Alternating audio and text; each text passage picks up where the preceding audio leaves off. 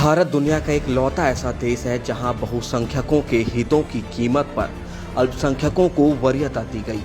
कांग्रेसी तुष्टीकरण का पहला नमूना आजादी के तुरंत बाद देखने को मिला, जब देश के पहले राष्ट्रपति डॉक्टर राजेंद्र प्रसाद ने गुलामी के पहले कलंक सोमनाथ मंदिर के ध्वस्तीकरण को मिटाने के लिए भव्य सोमनाथ मंदिर बनाने की पहल की। लेकिन तुष्टीकरण के चलते प्रधानमंत्री जवाहरलाल नेहरू ने न सिर्फ सोमनाथ मंदिर के नवीनीकरण और पुनर्स्थापना के कार्य से खुद को अलग कर लिया, बल्कि तत्कालीन सौराष्ट्र के मुख्यमंत्री को मंदिर निर्माण में सरकार का एक भी पैसा नहीं लगाने का आदेश दिया। इतना ही नहीं, जब राष्ट्रपति डॉक्टर राजेंद्र प्रसाद पुनर्निर्मित सोमनाथ मंदिर का उद्घाटन करने जाने लगे, तब नेहरू ने उन्हें रोकने की कोशिश भी की। भारत की घरेलू और विदेश नीति भी तुष्टीकरण से प्रभावित। घरेलू नीतियों के साथ साथ भारत की विदेश नीति पर भी कांग्रेसी तुष्टीकरण की झलक साफ देखी जा सकती है। इसका ज्वलंत उदाहरण है भारत के फिलिस्तीन व इजराइल से संबंध। अल्पसंख्यकों का समर्थन पाने के लिए कांग्रेस ने फिलिस्तीन का समर्थन किया और मुश्किल वक्त में भारत का साथ देने वाले इजराइल से मुंह फुलाए रखा।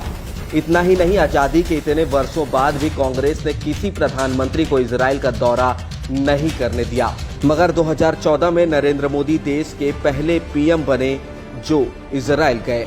जो कांग्रेस अंतर्राष्ट्रीय मंचों पर फिलिस्तीनियों के मानवाधिकारों पर आंसू बहाती नजर आती है, वो पाकिस्तान, बांग्लादेश और अफगानिस्तान में हिंदुओं सिखों पर हो रहे अत्याचार पर खामोश रहती है।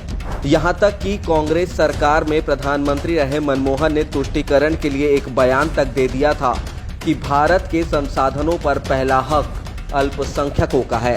समाजवादी पार्टी ने पार की तुष्टीकरण की सारी हदें। अल्पसंख्यकों के वोट के खातिर मुलायम सिंह यादव ने कारसेवकों पर गोलियां चलवा दी थी और बेटा मुख्यमंत्री बनने के बाद 2013 में उत्तर प्रदेश के हर थाने में कम से कम 2 मुस्लिम कांस्टेबल तैनात किए जाने के निर्देश प्रशासन को देता है।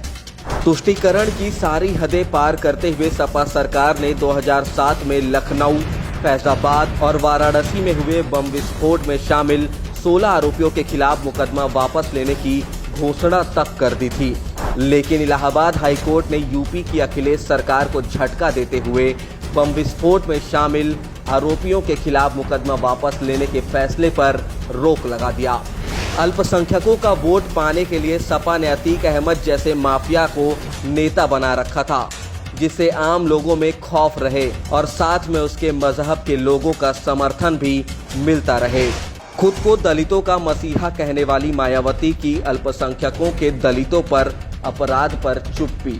प्रतापगढ़, जौनपुर, आजमगढ़ और गाजीपुर की घटनाओं में समुदाय विशेष के लड़कों ने लाठी डंडों से दलितों पर हमला किया, उनके घर भी जला दिए और ऐसे ही देश में न जाने कितने ही अल्पसंख्यकों ने दलितों पर घोर अपराध किए। मगर Baspa supremo Mayawati vote bank की खातिर ऐसे मामलों पर चुप्पी साध लेती है।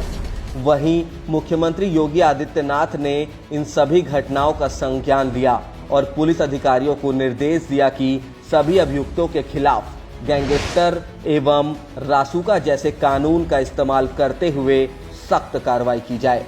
देश में बहुसंख्यक समाज ने आजादी के समय से ही तुष्टीकरण की राजनीति झेली, जिसे मोदी सरकार ने बदला है और सबका साथ सबका विश्वास के साथ देश की विकास यात्रा को चलाया है। तुष्टीकरण की राजनीति करने वालों को दूर रखने के लिए मोदी सरकार के साथ बने रहें।